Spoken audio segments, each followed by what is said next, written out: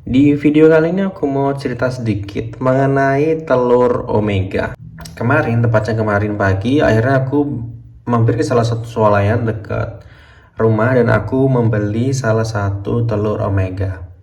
Jadi telur omega ini merupakan telur yang memiliki perawatan berbeda dengan telur biasanya. Teman-teman bisa lihat di bagian di sini, telur omega 3 dihasilkan oleh ayam petelur yang diberikan makanan khusus yang mengandung lebih banyak omega 3. Misalnya minyak alga laut atau minyak biji rami, sehingga akan memperbanyak kandungan omega 3 yang ada di dalam telur yang dihasilkan nanti. Ini adalah telur omega yang aku beli sebelumnya. Jadi ini dari NutriAct ya. Dari NutriAct yang isinya 10 butir. Jadi kemarin waktu aku ke swalayan itu ada banyak banget brand dari telur omega. Mereknya banyak banget ya.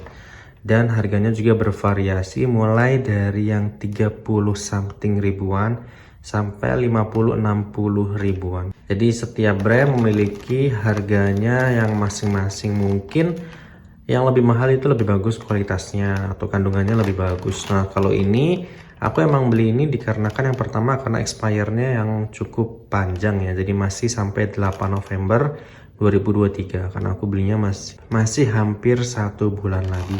Kemudian ini memiliki kandungan omega 3-nya yang cukup tinggi dan ada DHA dan EPA.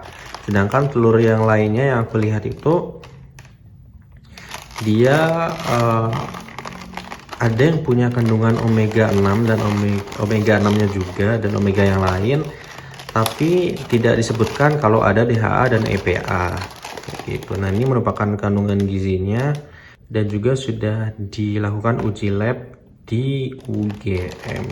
Untuk tampilannya sendiri sebenarnya sama aja ya dengan telur biasanya, dengan telur ayam yang biasanya, bahkan ini sedikit lebih kecil daripada telur ayam jumbo yang biasanya kita punya gitu kan. Karena telur yang biasanya kita beli itu emang yang ukurannya besar-besar. Nah, ini nggak begitu besar, cuman lumayan, nggak terlalu kecil juga. Cuman untuk di bagian dalamnya ketika kita pecahkan itu bagian kuningnya tuh emang agak merah ya, makanya di sini disebut orange.